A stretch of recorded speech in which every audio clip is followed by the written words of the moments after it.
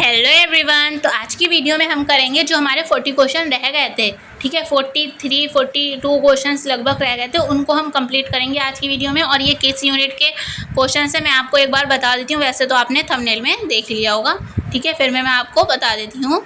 तो ये हमारा BA 6 semester English literature paper second media and journalistic writing, जिसका टाइटल है पेपर सेकंड का, ठीक है। यूपी स्टेट की यूनिवर्सिटी के सभी यूनिवर्सिटी के लिए ये सिलेबस है, मतलब कुछ यूनिवर्सिटी का चेंज भी है, तो आप अपना सिलेबस ज़रूर देख लें, ठीक है। तो ये है यूनिट 6 हमारी, जो है बेसिक ऑफ फीचर्स राइटिंग, ठीक है, जिसमें हमें करना है ऑब्जेक्टिव टाइप क्वेश्चंस MCQs। और जो पिछली वीडियो में हमने कॉन्सेप्ट भी समझ लिया था, मतलब कॉन्सेप्ट की अलग वीडियो नहीं बनाई है इस यूनिट की, तो जो पिछली MCQ वाली वीडियो है तो उसी में हमने स्टार्टिंग में कॉन्सेप्ट को भी इसके समझा है अच्छे से, ठीक है। तो वो ज़रूर देख लें, जब आपको पता होगा फीचर राइटिंग है क्या, तभी तो आप आगे के क्वेश्चंस कर पाएंगे, है ना। तो फीचर राइटिंग के बारे में ज़रूर देख लें। उसका लिंक आपको पूरी प्लेलिस्ट बना दी है, जहाँ पर आपको पूरी सारी क्लासेस मिल जाएंगी इस पेपर से रिलेटेड, तो वहाँ से आप देख सकते हैं, ठीक है।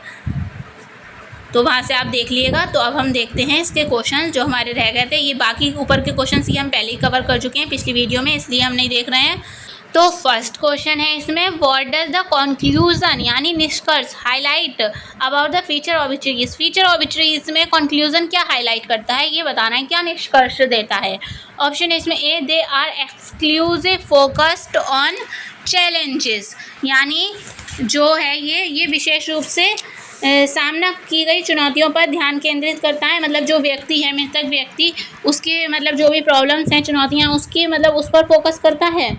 बी है, they provide a brief overview of the persons life, यानी वे व्यक्ति के जीवन का एक संक्षिप्त अवलोकन प्रदान करता है, मतलब उसकी लाइफ का एक संक्षिप्त मतलब छोटे पीस में एक अवलोकन देता है।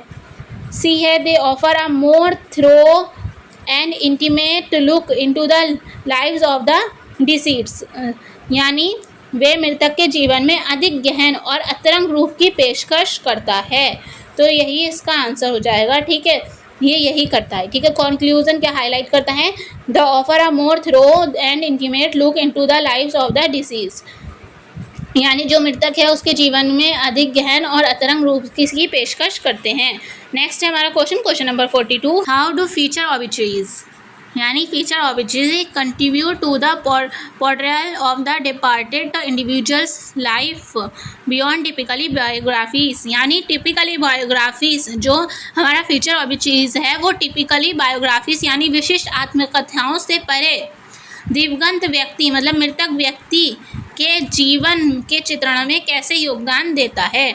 बस वो क्या होना चाहिए, टिपिकली बायोग्राफी से उसके परे होना चाहिए। ऑप्शन है इसमें A, by excluding personal experiences and anecdotes, यानी व्यक्तिगत अनुभवों और उपाख्यानों को छोड़कर, तो ये तो आंसर होगा नहीं।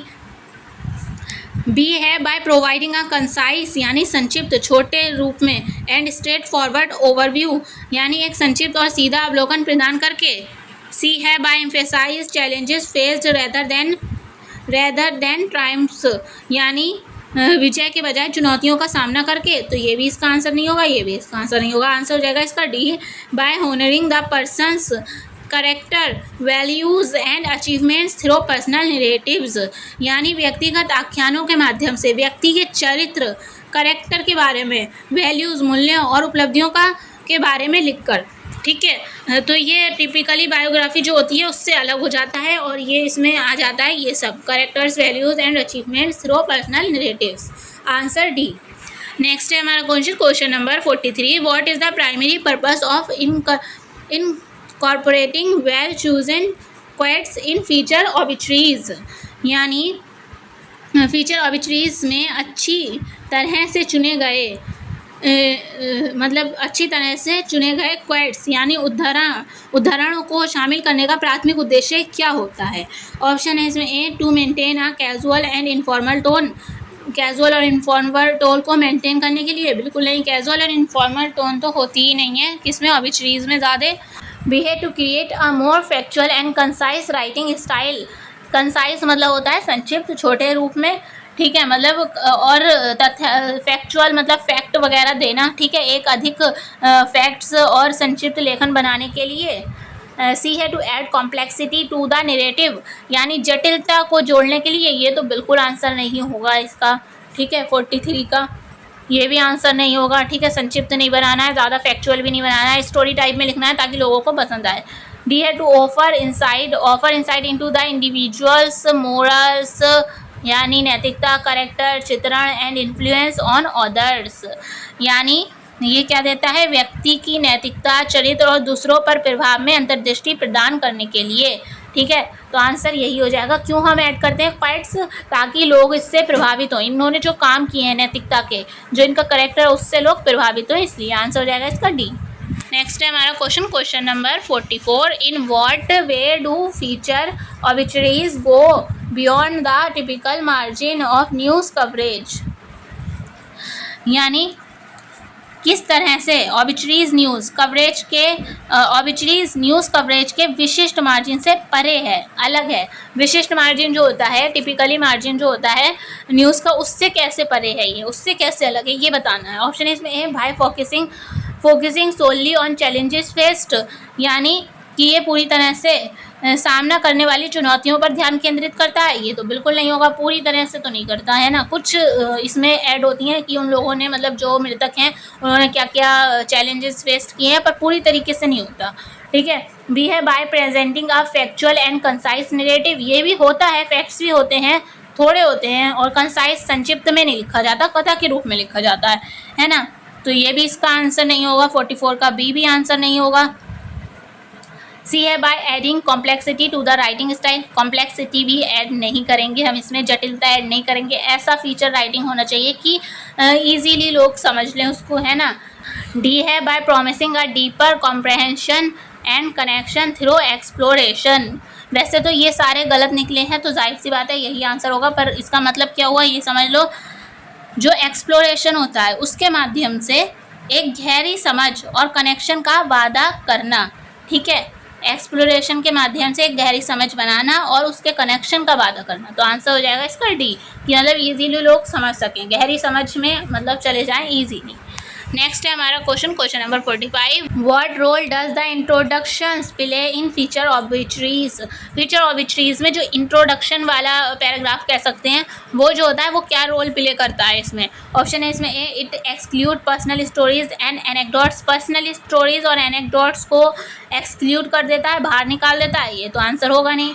बी है it offers a sneak peek at the plot and tempts readers to keep reading, मतलब एक ऑफ़र करता है, एक झलक ऑफ़र करता है, जो आगे लिखा हुआ है स्टोरी में उसकी एक प्लॉट की एक झलक दिखाता है, और ताकि जो वो हैं ऑडियंस है, रीडर्स हैं, वो आगे पढ़ने के लिए प्रेरित हों, ठीक है। उस इंट्रोडक्शन में यही तो होता है कि आगे के पैराग्राफ के बारे में थोड़ी सी झलक होती है ताकि जो लोग हैं वो आगे पढ़ने के लिए प्रेरित हों, इस टाइप से होती है वो, तो यही इसका आंसर हो जाएगा। आगे ऑप्शंस पढ़ने की ज़रूरत ही नहीं है, ठीक है। इसमें लिखा क्या है देख लेते हैं। It maintains a straightforward and factual tone, straightforward और फैक्चुअल जो टोन होती है उसको मेंटेन करने के लिए, तो इसका आंसर ये नहीं होगा, है ना। इंट्रोडक्शन ये इसलिए थोड़ी ना दिया जाता है। डी है it focus solely on drums and achievements, यानी ये पूरी तरह से विजय और उपलब्धियों पर केंद्रित है, तो ये भी नहीं होगा। नेक्स्ट है हमारा क्वेश्चन नंबर 46।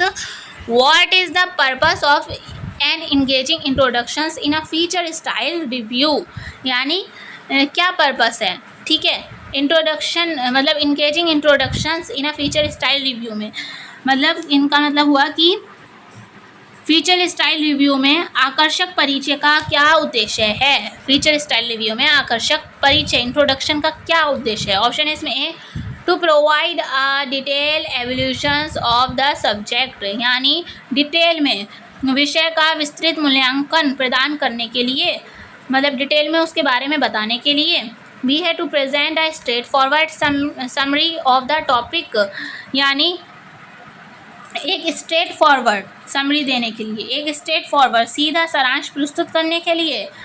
सी है to establish the tone for the review and capture the reader's attention, यानी जो टोन है, मतलब क्या हुआ इसका, एक टोन इस्टेब्लिश करने के लिए, मतलब समीक्षा और कब्जा, मतलब एक review and capture review and capture के लिए, टोन स्थापित करने के लिए और रीडर्स की अटेंशन पाने के लिए। ठीक है।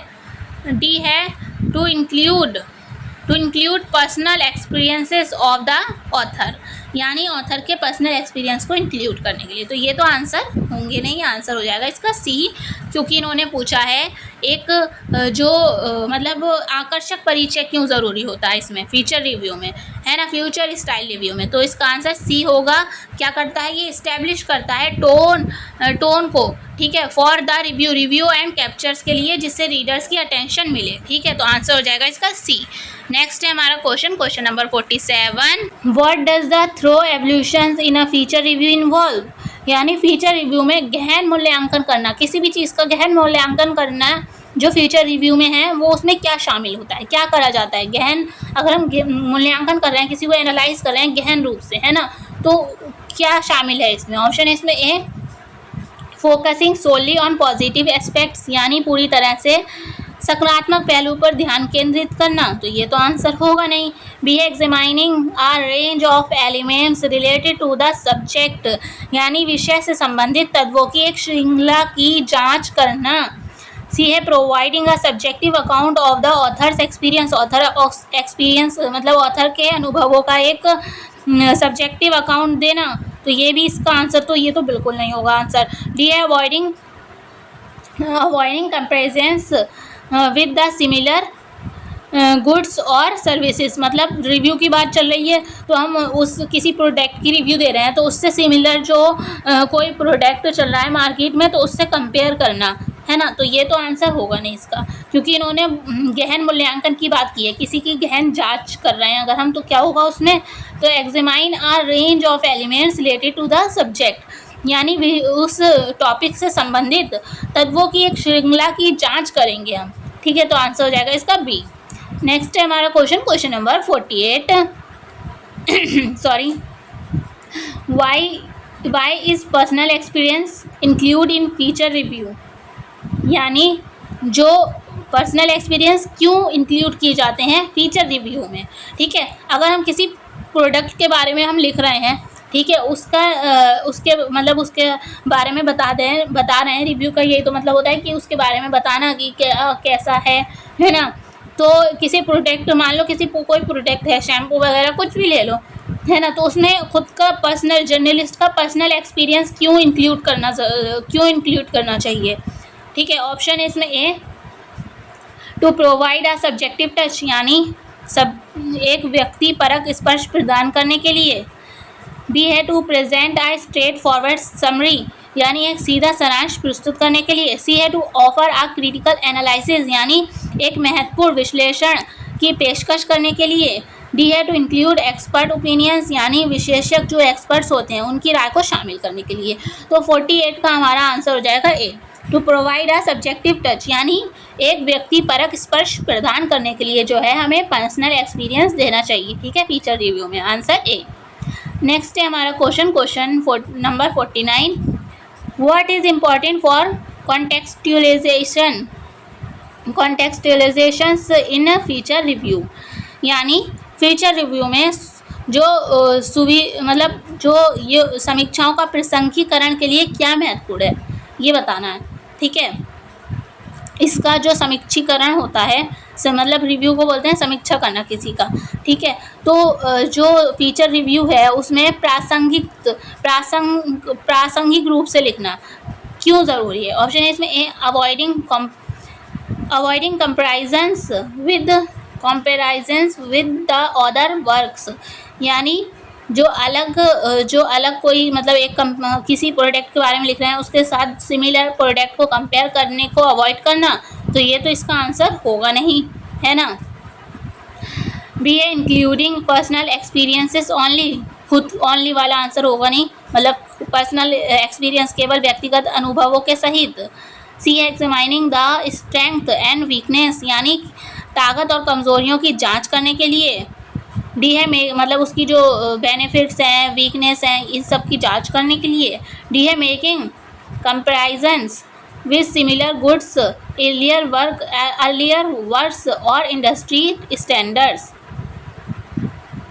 यानी क्या हुआ इसका मतलब समान वस्तुओं पहले के काम या उद्योग मानकों के साथ तुलना करना। तो 49 का हमारा आंसर हो जाएगा D, making comparisons, making comparison करेंगे हम उसका किसी भी चीज़ का with similar goods, earlier works and industry standards से। ठीक है, तो answer D, making comparisons with similar goods, earlier works and industry standards. Next है हमारा question number 15, what role does descriptive language play in future review. Descriptive language मतलब वर्णनात्मक language, भाषा जो होती है वर्णन की गई भाषा, मतलब अच्छे से किसी भी चीज़ का वर्णन किया हो, तो ये क्या रोल प्ले करती है फ्यूचर रिव्यू में, ये बताना है। ऑप्शन है इसमें A, to exclude sensory experiences related to the subject, यानी फीचर से संबंधित संवेदी अनुभवों को बाहर करने के लिए। बी है to provide a straightforward summary, यानी एक स्ट्रेट फॉरवर्ड सीधी समरी देने के लिए। सी है to paint a clear picture for the reader, यानी पाठकों के लिए एक स्पष्ट छवि बनाने के लिए। डी है टू अवॉइड क्रिटिकल एनालिसिस, यानी महत्वपूर्ण विश्लेषण से बचने के लिए।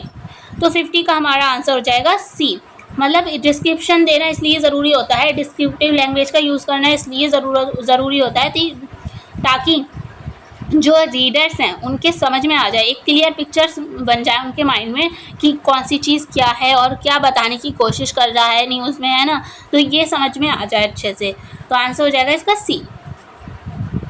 नेक्स्ट है हमारा question number 51, what distinguishes feature review from standard descriptions, यानी जो फीचर रिव्यू को स्टैंडर्ड डिस्क्रिप्शन से क्या अलग करता है।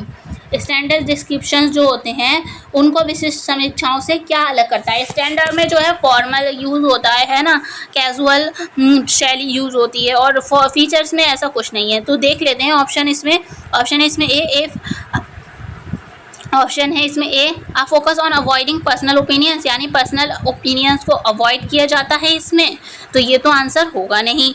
बी है use of general and bag language, यानी एक जनरल लैंग्वेज का यूज़ किया जाता है, सामान्य और अस्पष्ट भाषा का यूज़ किया जाता है। बैग मतलब होता है अस्पष्ट, तो ये भी आंसर नहीं होगा।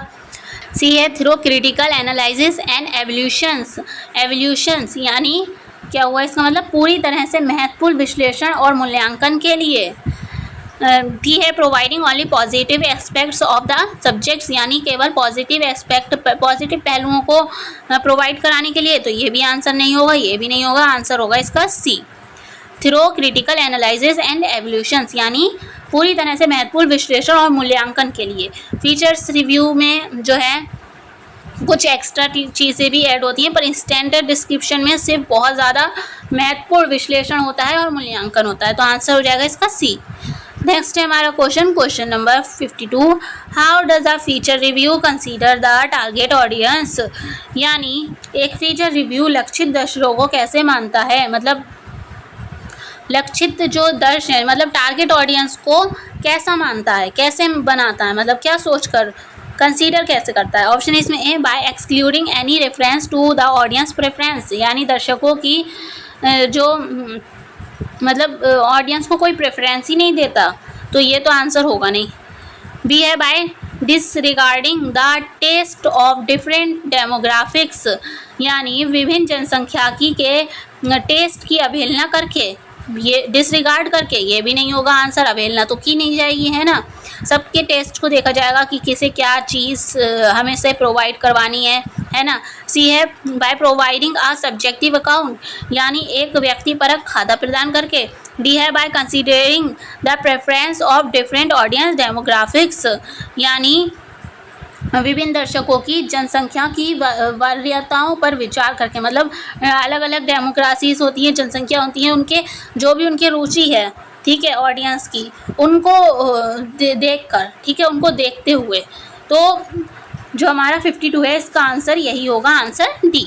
ठीक है, सबका जो इंटरेस्ट है हमारा जनसंख्या के हिसाब से, अलग अलग जो भी ग्रुप्स हैं उनके हिसाब से कि उनकी क्या डिमांड है हमसे, तो सबको प्रेफरेंस देना है, तो आंसर हो जाएगा इसका डी।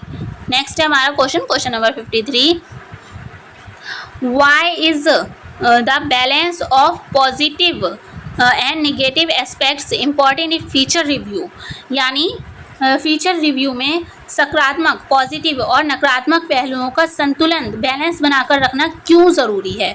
ऑप्शन है इसमें A, to create a biased perspective, यानी एक पक्षपाती पर्सपेक्टिव को बनाने के लिए। बी है to establish a neutral tone, यानी न्यूट्रल टोन को इस्टेब्लिश करने के लिए। सी है to enhance the review credibility, यानी समीक्षा की रिव्यू की विश्वसनीयता बढ़ाने के लिए।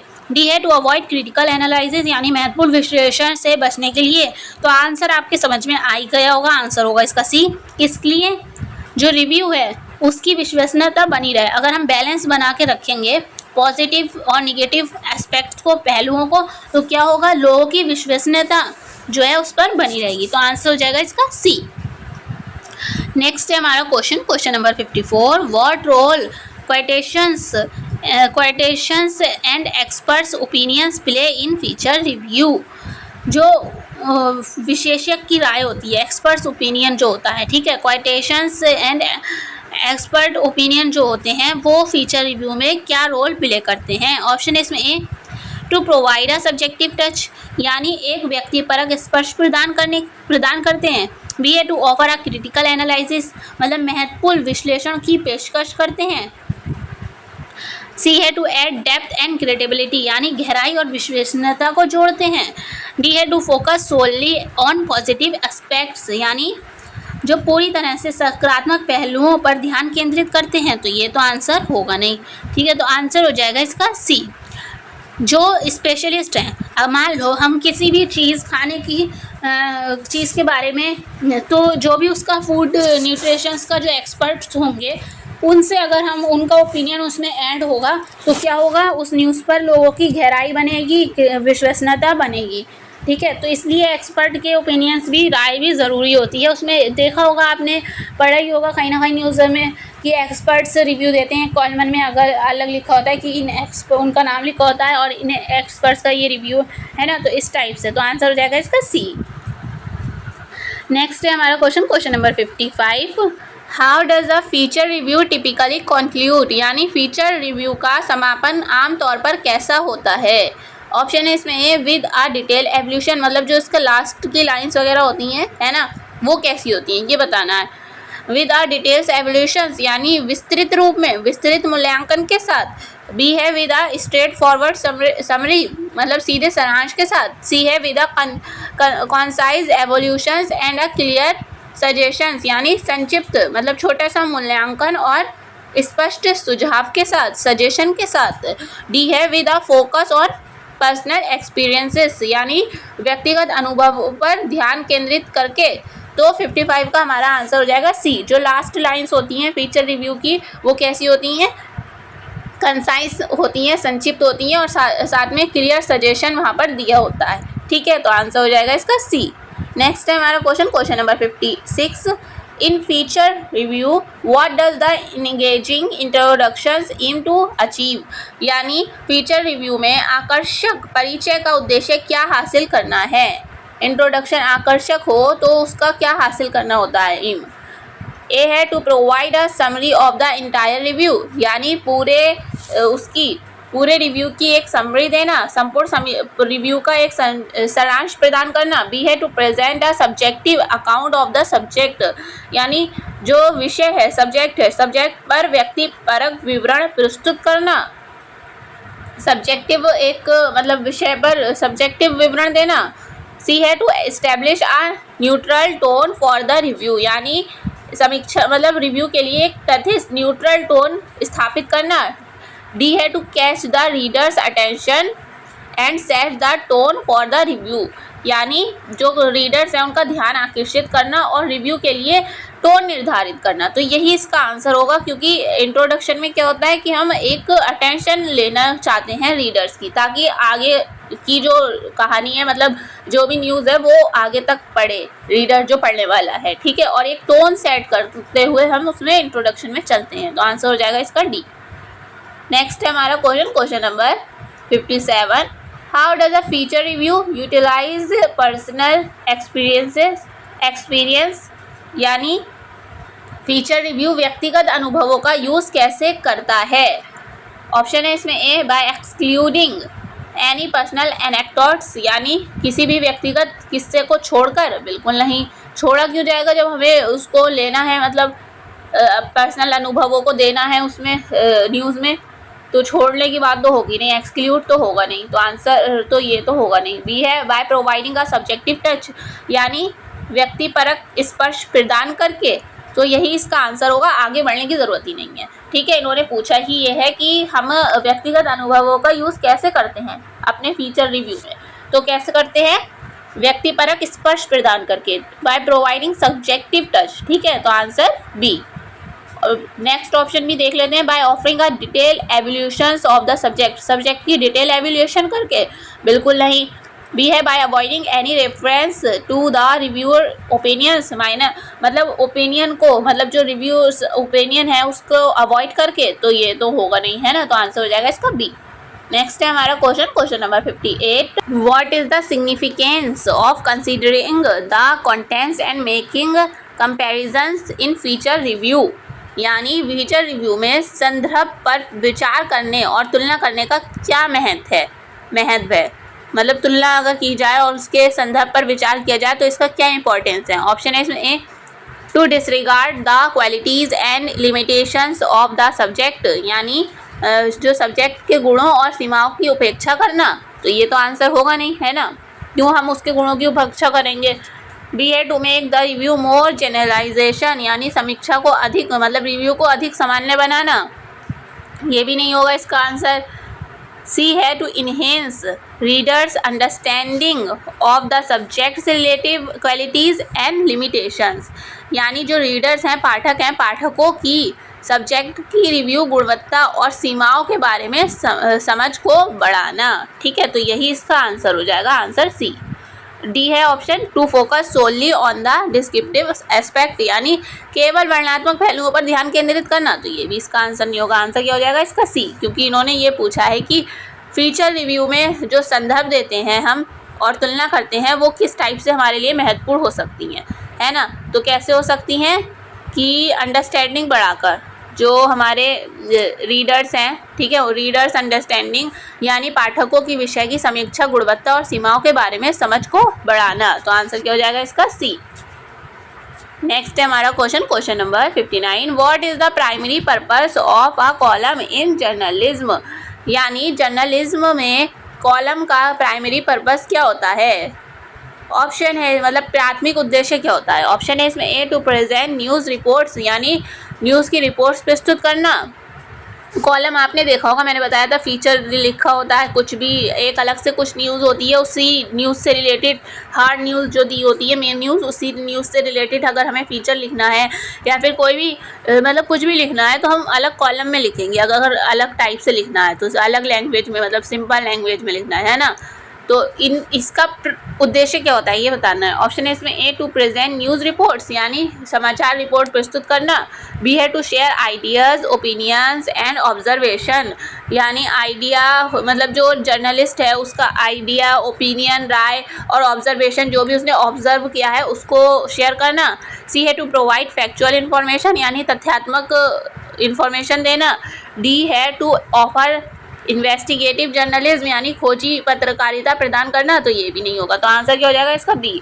कॉलम में अगर हम फीचर दे रहे हैं तो वहाँ पर हम क्या देते हैं, आइडियाज़ देते हैं, ओपिनियंस देते हैं, जो भी हमने ऑब्जर्व किया है, जैसे कि मैंने किसान मेले का एग्जांपल दिया था, वहाँ पर हम चाहते हैं न्यूज़ के लिए तो एक तो हार्ड न्यूज़ हम लेते हैं कि हाँ वहाँ पर मेला था, ये वो इस टाइप से, और एक जो भी किसान होते हैं उनके बारे में, उनके पर्सनल राय वगैरह जो भी है, मतलब उसको लिखते हैं हम कॉलम में किस तरीके से, सिंपल राइटिंग में, ठीक है, जो आम व्यक्ति मतलब बहुत कोई भी समझ ले उसको, इतनी सिंपल राइटिंग होती है, ठीक है, तो ऑब्जर्व करके जो भी हम लाते हैं, तो आंसर क्या हो जाएगा बी। नेक्स्ट है हमारा question number 60, what is the significance of selecting a compelling topic for a column, यानी कॉलम के लिए सम्मोहक विषय चुनने का क्या महत्व है। ठीक है, एक सम्मोहक विषय क्यों चुनना जाए, अगर हम सम्मोहक विषय चुनेंगे तो अच्छी बात है ना, ये तो है ना, तो देख लेते हैं option. It is a not essential for the कॉलमन success, मतलब ये कॉलमन की सफलता के लिए आवश्यक नहीं है, तो ये तो आंसर होगा नहीं, है ना। कंपेलिंग मतलब एक अच्छा टॉपिक ही चुनना चाहिए, कंपेलिंग टॉपिक ही चुनना चाहिए हमें, बी है it ensure the column is serious and informative, यानी ये सुनिश्चित करना जो कॉलम है वो सीरियस है और जानकारी पूर्ण है। सी है to contributes to the column authenticity and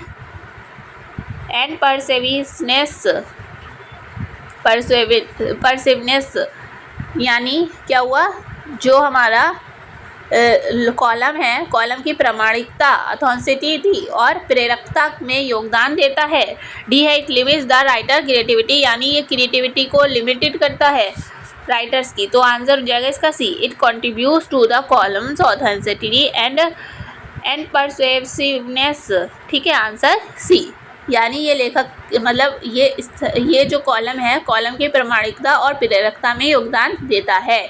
सम्मोहक विषय अगर हम लेंगे तो आंसर हो जाएगा इसका सी। नेक्स्ट है हमारा question number 61, what is components typically structure a column, यानी कौन से कंपोनेंट्स, कौन से घटक आमतौर पर एक कॉलम की संरचना करते हैं। ऑप्शन है इसमें ए इंट्रोडक्शन, बॉडी एंड कंक्लूजन होना चाहिए, मतलब कॉलम की बॉडी में, ठीक है, कॉलम अगर हम लिख रहे हैं तो उसमें क्या क्या होना चाहिए, introduction, body and conclusion. B है headline, paragraph and citation. C है थीसिस, एंथीसिस एंड सिंथेसिस, यानी थीसिस होना चाहिए, प्रतिपक्ष होना चाहिए और संश्लेषण होना चाहिए। डी है एब्स्ट्रैक्ट मेथोडोलॉजी एंड कंक्लूजन होना चाहिए, यानी निष्कर्ष होना चाहिए। तो 61 का हमारा आंसर हो जाएगा ए। जो अगर हमारा कॉलम है उसकी बॉडी कैसा होना चाहिए, इंट्रोडक्शन होना चाहिए, बॉडी होना चाहिए, फिर निष्कर्ष होना चाहिए लास्ट में, है ना, तो ये होना चाहिए। तो आंसर हो जाएगा इसका ए। नेक्स्ट है हमारा question number 62, what is the purpose of the introductions in a column, यानी कॉलम में इंट्रोडक्शन का क्या पर्पस होता है, क्या उद्देश्य होता है, ये बताना है। ऑप्शन है इसमें A to summarise the key points, B है टू मतलब की पॉइंट्स देना, समराइज करना। बी है टू प्रेजेंट फैक्चुअल इंफॉर्मेशन, यानी फैक्चुअल इंफॉर्मेशन देना, मतलब तथ्यात्मक इंफॉर्मेशन देना। सी है to grab the reader's attention and introduce the main idea, यानी जो पाठक है, रीडर्स है, उनका ध्यान आकर्षित करना और मुख्य विचार प्रस्तुत करना। डी है to provide a call to actions, कार्यवाही के लिए आह्वान प्रदान करना। तो ये तो आंसर होगा नहीं, आंसर हो जाएगा 62 का C, to grab the reader's attention. Introduction का यही होता है कि रीडर्स जो पढ़ने वाला है वो इंट्रोडक्शन पढ़ते ही और आगे की न्यूज़ की तरफ आकर्षित हो, ठीक है, तो यही इसका आंसर हो जाएगा सी। नेक्स्ट है हमारा question number 63, how does the body of a column contribute to the structure, यानी स्ट्रक्चर में, संरचना में जो कॉलम की बॉडी होती है वो क्या किस में योगदान देती है, क्या योगदान देती है। ऑप्शन है इसमें A bye including unrelated information, यानी इसमें जो मतलब असंबंधित जानकारी शामिल करके, तो ये तो आंसर होगा नहीं, है ना। बी है bye presenting a clear thesis in each paragraph, यानी प्रत्येक पैराग्राफ में स्पष्ट रूप से थीसिस प्रस्तुत करके। सी है by offering a call to actions in each paragraph, यानी प्रत्येक पैराग्राफ में कार्रवाई के लिए आह्वान करके। डी है by ensuring a coherent flow of ideas, providing evidence, examples and analysis. तो हमारा कॉलम की बॉडी में एक टाइप से मतलब वर्णात्मक होता है और बहुत डिटेल में सब कुछ लिखा होता है, मतलब सब कुछ ही लिखा होता है ना, तो डी आएगा इसका answer. By ensuring a coherent flow of ideas, providing evidence, examples होते हैं, उसमें विश्लेषण होता है ना, मतलब विचारों का सुसंगत प्रवाह सुनिश्चित करके, साक्ष्य होते हैं, एविडेंस होते हैं, एग्जाम्पल्स होते हैं और एनालिसिस भी होता है। तो आंसर हो जाएगा इसका डी। नेक्स्ट है हमारा question number 64, why is using conversational and engaging writing style crucial in columns, यानी कॉलम के में संवादात्मक और आकर्षक लेखन शैली का यूज़ करना क्यों महत्वपूर्ण है। चाहे कॉलम हो चाहे कुछ भी हो, आकर्षक लेखक शैली तो होना ही चाहिए। ठीक है, इन्होंने पूछा है क्यों ज़रूरी है ये आकर्षक लेखक शैली। ऑप्शन है इसमें A, to confuse the readers को कन्फ्यूज़ करने के लिए। बिल्कुल नहीं, आकर्षक होगा तो आकर्षित करेगा, कन्फ्यूज़ क्यों करेगा, है ना। बी है to match the overall theme of the column, यानी कॉलम की जो भी ओवरऑल मतलब पूरी तरीके की जो थीम है वो मैच होना चाहिए। ये नहीं कि एक लाइन कुछ है किसी शैली में लिखी है, एक लाइन किसी शैली में लिखी है, ये होना चाहिए, ये तो बिल्कुल नहीं होना चाहिए, है ना। तो पूरी ओवरऑल थीम के कॉलम की मैच होना चाहिए, है ना। तो यही इसका आंसर हो जाएगा। आगे भी कोई ऑप्शन पढ़ लेते हैं। To make the column formal and academic, यानी कॉलम को औपचारिक और अकादमिक बनाना। तो औपचारिक तो नहीं बनाएंगे क्योंकि ये हमारा जो है फीचर राइटिंग है। फीचर राइटिंग में ज़्यादा औपचारिक नहीं होता, फॉर्मल नहीं होता। ठीक है। डी है to avoid connecting with readers emotional, यानी रीडर्स के इमोशनल के साथ कनेक्ट होने को अवॉइड करना। ये तो बिल्कुल आंसर ही नहीं होगा, तो आंसर हो जाएगा इसका B, to match the overall theme of the column. Column की ओवरऑल थीम मैच होना चाहिए। ठीक है, आंसर बी। नेक्स्ट है हमारा question number 65। What role does the conclusion play in a column. हमने पढ़ा था स्ट्रक्चर कैसा होता है कॉलम का। पहले होता है इंट्रोडक्शन, फिर होता है बॉडी होती है उसकी, डिटेल में लिखा होता है उसमें, फिर होता है कंक्लूजन। ठीक है, निष्कर्ष। निष्कर्ष तो ज़्यादातर सब में ही होता है ना। तो इसका क्या रोल है निष्कर्ष का कॉलम में। ऑप्शन है इसमें A, to introduce a new topic, new topic को इंट्रोड्यूस कराता है। बिल्कुल नहीं।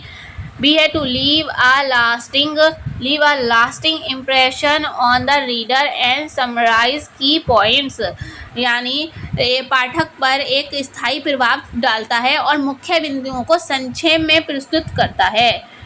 सी है present a call to actions और सजेस्ट फर्दर रिफ्लेक्शंस, यानी इस कार्रवाई के लिए आहन प्रस्तुत करना और आगे के चिंतन का सुझाव देना। डी है टू रिपीट द इंट्रोडक्शन को रिपीट करना। बिल्कुल नहीं, तो आंसर हो जाएगा इसका B, to leave lasting impression, last impression छोड़ना अपना रीडर पर और समराइज की पॉइंट्स देना।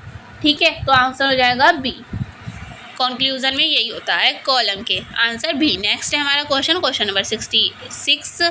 Y is thorough research essential in writing column, यानी कॉलम लेखन में गहन शोध रिसर्च करना क्यों ज़रूरी है। अगर हम कोई भी न्यूज़ दे रहे हैं, कॉलम की बात नहीं हो रही है, फीचर कॉलम की बात नहीं हो रही है, मान लो हम कोई भी न्यूज़ दे रहे हैं, उसमें रिसर्च करना तो ज़रूरी है ही, चाहे वो कोई भी न्यूज़ हो। ठीक है, तो ऑप्शन देख लेते हैं इसमें। A, to limit the writer, मतलब राइटर्स क्रिएटिविटी, यानी जो सीमित करता है राइटर की क्रिएटिविटी को, तो ये तो आंसर होगा नहीं, है ना। B, to confuse readers with unnecessary information, यानी जो रीडर्स हैं उनको अनावश्यक जानकारी से रीडर्स को कंफ्यूज करता है, तो ये भी इसका आंसर नहीं होगा।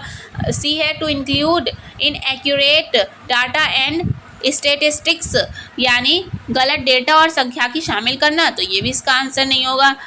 डी है to add credibility to the author's arguments, यानी लेखक के, यानी इसका मतलब क्या हुआ, लेखक के तर्कों को विश्वसनीयता से जोड़ना।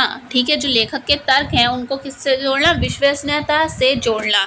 तो 66 का हमारा आंसर डी ही होगा, आंसर डी। ठीक है, नेक्स्ट है हमारा क्वेश्चन नंबर 67।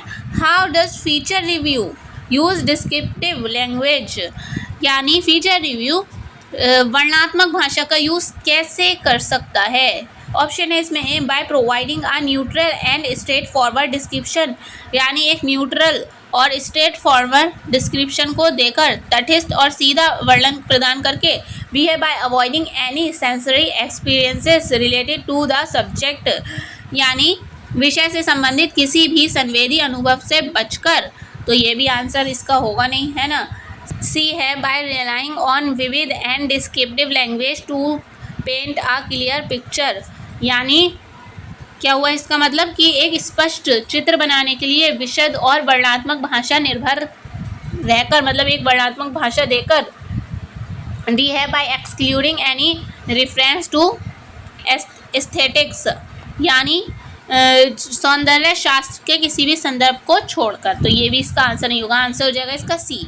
हम मतलब जो हमारा फीचर रिव्यू है उसमें डिस्क्रिप्टिव लैंग्वेज का क्यों यूज़ करते हैं, ताकि एक क्लियर पिक्चर बन जाए, जो भी रीडर्स हैं उनके दिमाग में एक क्लियर पिक्चर ड्रॉ हो जाए उसके बारे में, जो भी हमारी स्टोरी है उसके बारे में एक क्लियर पिक्चर उनके मतलब अच्छे से समझ में आए, है ना। यानी स्पष्ट चित्र बनाने के लिए विशद और वर्णनात्मक भाषा पर निर्भर रहकर, ठीक है, आंसर सी। नेक्स्ट है हमारा question number 68, how does the writer enhance reader engagement in columns, यानी लेखक कॉलम में मतलब जो लेखक कॉलम में रीडर्स की सहभागिता को कैसे बढ़ाता है, जो रीडर्स हैं पढ़ने वाले हैं उनकी सहभागिता को कैसे बढ़ाता है। ऑप्शन इसमें A bye avoiding personal anecdotes, यानी पर्सनल व्यक्तिगत उपाख्यानों को अवॉइड करके, बिल्कुल नहीं। बी है by using a formal and detached writing style, तो ये तो आंसर होगा नहीं क्योंकि फॉर्मल का यूज़ नहीं किया जाता है ना, तो आंसर बी भी नहीं होगा। सी है bye incorporating humour, personal anecdotes और रिटोरिकल डिवाइस, यानी जो है हास्य, व्यक्तिगत उपाख्यानों, अलंकारिक उपकरणों को शामिल करके। डी है bye presenting only statistical data, यानी जो संख्याकी डाटा होता है उसको प्रस्तुत करके, तो ये भी नहीं होगा, है ना, तो आंसर हो जाएगा इसका C by incorporating humour, personal anecdotes और रिटोरिकल डिवाइसेस, यानी जो भी हास्य, व्यक्तिगत उपाख्यानों या अलंकारिक उपकरणों का शामिल करके, तो आंसर सी। नेक्स्ट है हमारा question number 69, what is the writer role in conclusion of a column, यानी कॉलम में जो मतलब कॉलम के कंक्लूजन में राइटर का क्या रोल होता है, इस मतलब जो निष्कर्ष होता है कॉलम का, उसमें लेखक की क्या भूमिका है। ऑप्शन है इसमें A to introduce new arguments, बिल्कुल नहीं, न्यू आर्ग्यूमेंट्स को इंट्रोड्यूस नहीं कराया जाता है। बी है to summarise the main idea और रिटेरेट की पॉइंट्स मेमोरेबल, यानी जो मुख्य विचार को संक्षेप में प्रस्तुत करके और मुख्य बिंदुओं को यादगार रूप से दोहराकर। सी है to shift the tone to a more serious one, यानी जो टोन है टोन को अधिक गंभीर बनाकर, बिल्कुल नहीं।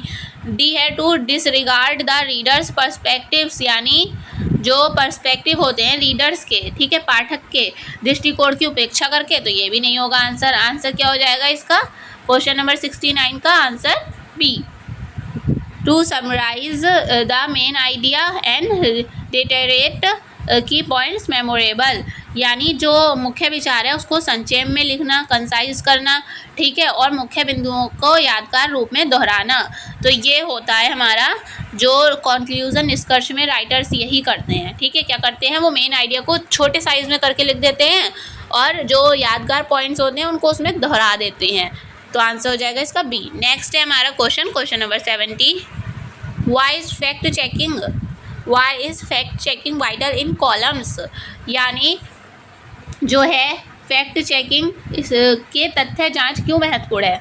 फैक्ट चेकिंग क्यों महत्वपूर्ण है, मतलब कॉलम की फैक्ट चेकिंग करना क्यों महत्वपूर्ण है। ऑप्शन है इसमें A to limit a column's integrity, यानी कॉलम की अखंडता को सीमित करके, तो ये तो आंसर होगा नहीं। बी है to maintain the column's authenticity, यानी कॉलम की प्रामाणिकता बनाए रखना। सी है to exclude accurate data and statistics, यानी सटीक डाटा और सांख्यिकी से बाहर करना, तो ये भी नहीं होगा। डी है to reduce the writer's credibility, writer की क्रेडिबिलिटी को रिड्यूस करना, कम करना, तो ये भी नहीं होगा, आंसर हो जाएगा इसका B, to maintain the column's authenticity, यानी कॉलम की विश्वसनीयता को बनाए रखना। अगर फैक्ट चेकिंग की गई न्यूज़ होगी तो उससे क्या होगी, विश्वसनीयता बनी रहेगी, अथेंटिसिटी बनी रहेगी, ठीक है, तो आंसर क्या हो जाएगा बी। नेक्स्ट है हमारा question number 71, what distinguishes columns from traditional news reporting, यानी कॉलम को पारंपरिक समाचार रिपोर्टिंग से क्या अलग करता है। ऑप्शन है इसमें A column focus solely only on providing facts, यानी कॉलम केवल फैक्ट्स मतलब प्रदान करते हैं, तो ये तो आंसर होगा नहीं, है ना, स्टोरी भी होती है फैक्ट के अलावा। बी है कॉलम्स लैक आ स्पेसिफिक स्ट्रक्चर, यानी कॉलम जो होते हैं एक विशिष्ट संरचना का अभाव होता है कॉलम्स में।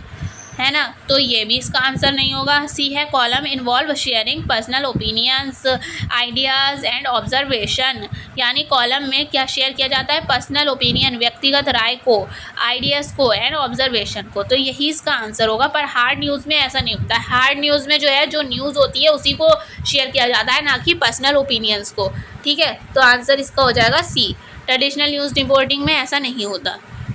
नेक्स्ट अब हम देख लेते हैं question number 72। What is the primary purpose of trend stories in feature writing. अब ये ट्रेंड स्टोरीज वाले क्वेश्चन आ रहे हैं। मैंने बताया था कि एक टाइप ट्रेंड भी होता है कि जो ट्रेंड में चल रहा है, जो वायरल चल रहा है इस टाइम, ट्रेंड में जो चल रहा है, ठीक है, उसके बारे में अगर हम कुछ लिख रहे हैं न्यूज़पेपर में, एक पेज निकाल कर कि हाँ उसमें ये लिख रहे हैं कि ये आजकल चल रहा है, ये हो रहा है, इस टाइप से हो रहा है ना, अपने खुद की राय भी रख रहे हैं कि ये सही है, गलत है, कैसे है, क्या है ना, तो वो ट्रेंड स्टोरी में आएगा। क्योंकि हम ट्रेंड, जो कुछ भी चल रहा है ट्रेंड, उसके बारे में लिख रहे हैं, है ना। कोई कपड़े पहनने का स्टाइल बहुत ज़्यादा चल रहा है किसी टाइप के, तो उसके बारे में लिख दिया, है ना, तो ये सब ट्रेंड स्टोरीज़ में आ जाएगा और ये फीचर राइटिंग का ही एक टाइप है। तो ऑप्शन इसमें पूछा है कि प्राइमरी पर्पस पूछा है, मुख्य उद्देश्य पूछा है। ट्रेंड स्टोरी, फीचर राइटिंग में ट्रेंड स्टोरी का मुख्य उद्देश्य क्या होता है, मुख्य फोकस किस पर होता है। ऑप्शन है इसमें A to provide historical perspectives, बिल्कुल नहीं होगा आंसर ये, तो आप पढ़ के ही समझ जाएंगे। ऐतिहासिक परिप्रेक्ष्य प्रदान करता है, बिल्कुल नहीं। बी है to entertain readers with fictional narratives, यानी जो रीडर्स हैं, पाठक हैं, उनको काल्पनिक कथाओं के साथ मनोरंजित करता है, फिक्शनल नैरेटिव्स, ठीक है, तो ये भी नहीं होगा। काल्पनिक कथाएं थोड़ी ना होती हैं ट्रेंड्स में, वो तो जो चलता हुआ होता है जिस टाइम ट्रेंड स्टाइल वगैरह कुछ भी, तो वो होता है। सी है to examine and emphasize contemporary trends, यानी समकालीन प्रवृत्तियों, ट्रेंड्स की जांच करना और उन पर जोर देना, ठीक है, तो यही इसका आंसर हो जाएगा। ठीक है, ट्रेंड की बात हो गई है इसमें। डी भी देख लेते हैं। डी है टू क्रिटिक ट्रेडिशनल वैल्यूज़, यानी पारंपरिक मूल्यों को आलोचना करना, तो ये भी नहीं होगा। आंसर क्या हो जाएगा इसका C. To examine and emphasise contemporary trends, answer C. Next है हमारा question number 73। What is the primary initial step in the process of writing a trend story, यानी ट्रेंड स्टोरी लिखने की प्रक्रिया में प्रारंभिक चरण, फर्स्ट स्टेप कह सकते हैं, क्या होता है। ऑप्शन है इसमें A crafting a strong narrative, यानी एक मजबूत कथा तैयार करना। बी है conducting thorough research to identify a relevant trend, यानी ये एक प्रासंगिक प्रवृत्तियों की पहचान करने के लिए गहन शोध करना, रिसर्च करना, तो यही इसका आंसर होगा। पहला स्टेप हर न्यूज़ में यही होता है कि उसके बारे में रिसर्च करना, शोध करना, ठीक है, वो ट्रेंड है या नहीं है, मतलब एक प्रासंगिक ट्रेंड की पहचान करना और उसके बारे में रिसर्च करना। आंसर बी हो जाएगा, आगे पढ़ने की ज़रूरत ही नहीं। नेक्स्ट है हमारा question number 74। Why is exploring the human aspect of the story important in trend story, यानी ट्रेंड कहानियों में कहानी मतलब मानवीय पहलू की खोज क्यों महत्वपूर्ण है। ऑप्शन है इसमें A to provide statistical evidence, यानी ये एक संख्या की एविडेंस देता है, ये तो होगा नहीं, है ना। बी है to engage readers emotionally and make the story relatable, यानी जो रीडर्स हैं, पाठक हैं, उनको इमोशनल बनाता है और उनको कहानी से जोड़ने की कोशिश करता है, ठीक है। सी है to focus on theoretical perspectives, यानी थियोरेटिकल पर्सपेक्टिव विषयों पर मतलब ध्यान केंद्रित करता है, ये भी नहीं होगा। डी है to exclude diverse viewpoints, यानी जो विविध दृष्टिकोण होते हैं उनको बाहर करता है, एक्सक्लूड करता है, तो भी ये भी नहीं होगा। तो आंसर हो जाएगा B to engage readers emotionally and make the story relatable, answer B. Next है हमारा question number 75। What role does a strong narrative play in trend story, यानी इसका मतलब क्या हुआ कि ट्रेंड स्टोरी में एक मजबूत कथा क्या भूमिका निभाती है, स्ट्रॉन्ग नैरेटिव क्या भूमिका निभाता है। ऑप्शन है इसमें A to introduce fictional characters, यानी ये एक काल्पनिक कैरेक्टर्स को दिखाता है, तो ये तो बिल्कुल नहीं होगा, है ना। बी है it engages the readers emotionally, यानी ये पाठक को भावनात्मक रूप से जोड़ता है, स्ट्रॉन्ग कहानी की बात हो रही है यहाँ पर। सी है it structures the piece and guides the reader through the explorations of the trend. यानी ये लेख की संरचना करता है और जो रीडर्स हैं, रीडर्स को ट्रेंड की खोज के माध्यम से मार्गदर्शन देता है। D it provide statistical data, यानी संख्या के डाटा को प्रोवाइड करता है, बिल्कुल नहीं। तो आंसर हो जाएगा इसका सी। स्ट्रॉन्ग नैरेटिव क्यों देना चाहिए हमें, तो ये है it structure the piece and guides the readers, मतलब पाठकों को गाइड करता है through the explorations of the trend को एक्सप्लोर करता है, ठीक है। तो आंसर क्या हो जाएगा इसका सी। यानी ये लेख की संरचना करता है और पाठक की, मतलब स्ट्रक्चर बनाता है जो भी लेख है हमारा, और पाठक की ट्रेंड की खोज के माध्यम से मार्गदर्शन करता है। नेक्स्ट है हमारा question number 76। Why are visual elements, visual मतलब जो दिखने वाले होते हैं, जैसे पिक्चर वगैरह है ना, इनकॉर्पोरेटेड इनटू ट्रेंड स्टोरीज, यानी ट्रेंड स्टोरीज़ में दृश्य तथ्यों को क्यों शामिल किया जाता है। मतलब जो भी हम न्यूज़ हैं हमारी ट्रेंड स्टोरीज़ वाली, तो उसमें हम फ़ोटो वगैरह ऐड करते हैं, तो वो क्यों ऐड किया जाता है। ऑप्शन है इसमें A to confuse the reader, पाठक को कंफ्यूज करने के लिए, बिल्कुल नहीं। बी है to make the story more visually appealing and accessible, यानी जो हमारी स्टोरी है उसको विजुअल बनाने के लिए और आकर्षक बनाने के लिए, है ना। मोर विजुअली अपीलिंग मतलब आकर्षित करने के लिए और सुलभ बनाने के लिए। तो 76 का यही आंसर होगा। इसीलिए हम पिक्चर्स वगैरह का यूज़ करते हैं, है ना, कि वो सुलभ लगे, आकर्षित लगे, है ना, विजुअली लगे। तो आंसर हो जाएगा इसका बी। नेक्स्ट है हमारा question number 77। What is the importance of balancing objectivity with subjectivity in trend story. Balance करना ऑब्जेक्टिविटी को सब्जेक्टिविटी के साथ, यानी ट्रेंड स्टोरीज़ में वस्तुनिष्ठता को व्यक्तिपरकता के बीच बैलेंस करना क्यों, क्या मतलब ट्रेंड स्टोरी में क्या महत्वपूर्ण रखता है। ऑप्शन है इसमें A to present only the writer's personal opinion, केवल पर्सनल ओपिनियन को प्रेजेंट करता है, तो ये आंसर होगा नहीं, है ना। बी है to eliminate diverse viewpoints, यानी अलग अलग दृष्टिकोण को ख़त्म करता है। इलिमिनेट यानी ख़त्म करता है, तो ये भी इसका आंसर नहीं होगा। सी है to engage the audience emotionally while maintaining journalistic integrity, यानी पत्रकारिता की अखंडता को बनाए रखते हुए दर्शकों को भावनात्मक रूप से जोड़ता है। तो ऑब्जेक्टिविटी और सब्जेक्टिविटी को अगर हम बैलेंस में रखेंगे तो यही होगा, ठीक है। क्या होगा, अखंडता बनी रहेगी और जर्नलिस्ट इंटीग्रिटी मतलब मेंटेनिंग जर्नलिस्ट इंटीग्रिटी, यानी पत्रकारिता की अखंडता को बनाए रखते हुए दर्शकों को इमोशनली रूप से जोड़ेगा, ठीक है। तो आंसर हो जाएगा इसका सी। नेक्स्ट है हमारा question number 78। What is the purpose of the engaging introductions in a trend story, यानी ट्रेंड स्टोरी में आकर्षक इंट्रोडक्शन अगर हम दे रहे हैं, आकर्षक इंट्रोडक्शन, तो उसका क्या उद्देश्य होगा। ऑप्शन है इसमें A to conclude the story, यानी कहानी का समापन करेगा, तो ये तो आंसर होगा नहीं। बी है टू इंट्रोड्यूस फिक्शनल कैरेक्टर्स, यानी काल्पनिक कैरेक्टर्स का इंट्रोडक्शन देगा, ये भी इसका आंसर नहीं होगा। सी है to capture the reader's attention, readers की अटेंशन सेट करेगा और टोन सेट करेगा, ठीक है। तो आकर्षित करेगा और उसकी टोन सेट करेगा, तो यही इसका आंसर हो जाएगा सी, ठीक है। तो मतलब अगर हम इंट्रोडक्शन आकर्षित होगा तो क्या करेंगे हम, उसकी टोन सेट हो जाएगी, ठीक है, और रीडर्स की अटेंशन हमें मिल जाएगी, तो यही इसका आंसर हो जाएगा। स्टेटिस्टिकल एविडेंस देगा, तो ये तो इसका आंसर होगा नहीं, है ना। तो आंसर हो जाएगा इसका सी। नेक्स्ट है हमारा question number 79। How does humanizing the trend contribute to the effectiveness of the story मतलब क्या हुआ इसका, रुझान को मानवीय मतलब ट्रेंड को मानवीय बनाना कहानी की प्रभावशीलता में किस प्रकार योगदान देता है। ह्यूमनाइजिंग देना, ठीक है, कि मतलब ह्यूमन रिलेट करे उससे, इस टाइप का स्टोरी को बनाना क्या कंट्रीब्यूशन देता है। ऑप्शन है इसमें बाय एक्सक्लूडिंग पर्सनल एनेक्डोट्स, यानी पर्सनल एनेक्डोट्स को, व्यक्तिगत उपायों को छोड़कर, तो ये तो इसका आंसर होगा नहीं। बी है by making the story less relatable, by making मतलब कहानी को कम प्रासंगिक बनाना, रिलेटेबल कम बनाना, तो ये भी इसका आंसर नहीं होगा।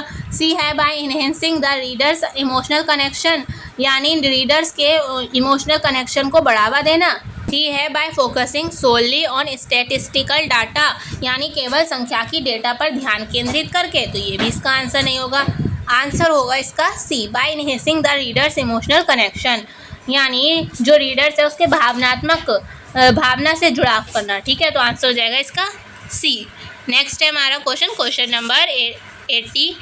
इन trend story what does the body of the story primarily focus on, यानी जो ट्रेंड कहानियों में कहानी का मुख्य भाग मुख्य रूप से किस पर केंद्रित होता है, बॉडी किस पर केंद्रित होती है जो ट्रेंड स्टोरी होती है उसकी। ऑप्शन है इसमें ए प्रोवाइडिंग स्टैटिस्टिकल एविडेंस, यानी संख्याकी एविडेंस को प्रोवाइड करता है, तो ये तो आंसर होगा नहीं। बी है इंगेजिंग द रीडर्स इमोशनली, यानी रीडर्स को इमोशनली रूप से जोड़ता है। सी है delving into various aspects of the trend with diverse perspective, यानी विभिन्न दृष्टिकोण के साथ ट्रेंड के विभिन्न पहलुओं पर गहराई से विचार करता है। मतलब बॉडी का यही मतलब होता है कि वर्णनात्मक दे रहे हैं हम, कुछ डिटेल में दे रहे हैं। ठीक है, तो डिटेल वाली के लिए बिल्कुल ठीक है। डिलीविंग इनटू वेरियस एस्पेक्ट, मतलब जो ट्रेंड है उसके वेरियस एस्पेक्ट मतलब अलग अलग पहलुओं को बताता है, और डाइवर्स पर्सपेक्टिव अलग अलग दृष्टिकोण को बताता है। ठीक है, तो आंसर हो जाएगा इसका सी। नेक्स्ट है हमारा question number 81। What is the role of the conclusion in a trend story, यानी कंक्लूजन निष्कर्ष का क्या रोल होता है ट्रेंड स्टोरी में, ये बताना है। ऑप्शन है इसमें A to introduce the main idea को इंट्रोड्यूस करवाता है, तो इंट्रो तो इंट्रोडक्शन में होगा ना, तो ये तो आंसर होगा नहीं, हम तो निष्कर्ष की बात कर रहे हैं। बी है to capture the reader's attention, reader की अटेंशन को कैप्चर करता है, तो ये भी नहीं होगा क्योंकि रीडर्स की अटेंशन तो हम इंट्रोडक्शन में ही कैप्चर कर लेते हैं, ये तो निष्कर्ष की बात हो रही है ना। सी है to summarise key points and provide a lasting impression, यानी जो मुख्य बिंदुओं को संक्षेप में कंसाइज करके प्रेजेंट करता है, प्रस्तुत करता है तथा स्थायी प्रभाव प्रदान करता है। ठीक है, लास्टिंग इम्प्रेशन प्रोवाइड करता है, तो यही इसका आंसर होगा। ठीक है, जो भी हमारे फुल डिटेल जो हमने दी है बॉडी में उसके कुछ की पॉइंट्स देता है और साथ लास्टिंग इम्प्रेशन भी प्रोवाइड कराता है, तो आंसर हो जाएगा इसका सी। नेक्स्ट है हमारा question number 82। How does balancing objectivity with subjectivity contribute to the narrative in trend story, ये रिपीट क्वेश्चन लग रहा है। मतलब जो ट्रेंड कहानियों में वस्तुनिष्ठता और व्यक्तिपरकता का संतुलन किस प्रकार कथा में योगदान देता है। ऑप्शन है इसमें ए बाय प्रेजेंटिंग ओनली वाला आंसर नहीं होगा, पर्सनल ओपिनियंस को प्रेजेंट करता है, तो ये तो आंसर होगा नहीं। बी है bye eliminating diverse viewpoints, यानी विविध दृष्टिकोण को समाप्त करके, ये भी नहीं होगा। सी है by adding depth and context to the narrative, यानी कथा में गहराई तथा संदर्भ जोड़कर। डी है by focusing solely on statistical data, ये तो आंसर होगा नहीं, केवल संख्याकी डाटा पर फोकस करके, तो ये तो होगा नहीं, तो आंसर होगा इसका C, by adding depth and contents to the narrative. Objectivity को बैलेंस और सब्जेक्टिविटी को कैसे हम बैलेंस करके दे सकते हैं अच्छा सा विवरण, तो कथा की गहराई में जाकर और उसका संदर्भ जोड़कर। ठीक है, तो आंसर सी। नेक्स्ट है हमारा क्वेश्चन नंबर 83, ये लास्ट क्वेश्चन है हमारा इस यूनिट का। What role do personal anecdotes, यानी जो पर्सनल हमारी जो व्यक्तिगत राय होती है, पर्सनल एनेक्डोट्स होते हैं, व्याख्यान होते हैं, ठीक है, interviews and real life stories play in trend stories, क्या रोल प्ले करते हैं ये रियल लाइफ स्टोरीज जो होती हैं, इंटरव्यूज होते हैं, पर्सनल एनेक्डोट्स होते हैं, वो ट्रेंड स्टोरी में क्या रोल प्ले करते हैं। ऑप्शन है इसमें A to confuse the reader को कंफ्यूज करेंगे, बिल्कुल नहीं। बी है to eliminate diverse viewpoints, यानी विविध दृष्टिकोण का समाप्त करना, बिल्कुल नहीं। सी है टू प्रोवाइड स्टैटिस्टिकल एविडेंस, यानी ये संख्याकी डाटा को प्रोवाइड करेंगे, बिल्कुल नहीं। डी है to humanize the trend and allow readers to connect personally, यानी प्रवृत्ति की मानवीय मतलब ट्रेंड की मानवीय बनाना इसको, ठीक है, जिससे ह्यूमन जो है इसमें इंटरेस्ट ले सके और इससे कनेक्ट कर सकते कि हाँ रियलेबल है, ये ऐसा लगे रिलेटेबल है हमसे, है ना, तो उसको मानवीय बनाना तथा रीडर्स को व्यक्तिगत रूप से जोड़ने की अनुमति देना। ठीक है, तो यही इसका आंसर होगा, यही रोल प्ले करते हैं ये सब चीज़ें, है ना, तो आंसर हो जाएगा इसका डी। तो ये लास्ट क्वेश्चन था हमारा इस वीडियो का। और जो इसकी PDF है आंसर की है वो मिल जाएगी आपको टेलीग्राम ग्रुप पर। वहाँ पर आप देख सकते हैं, अगर आपको दोबारा पढ़ना हो तो आप पढ़ लीजिएगा वहाँ से PDF को डाउनलोड करके। और साथ साथ वीडियो थोड़ी भी हेल्पफुल रही है तो प्लीज़ वीडियो को शेयर ज़रूर कर दिएगा, अपने जूनियर से भी शेयर कर दिएगा, क्योंकि नेक्स्ट टाइम उनका 6th सेमेस्टर होगा, है ना, तो जिससे उनको हेल्प मिल सके। तो प्लीज़ ज़रूर शेयर कर दिएगा इन वीडियोज़ को, प्लेलिस्ट को, ठीक है। तो अब मिलते हैं नेक्स्ट वीडियो में। Thank you for watching.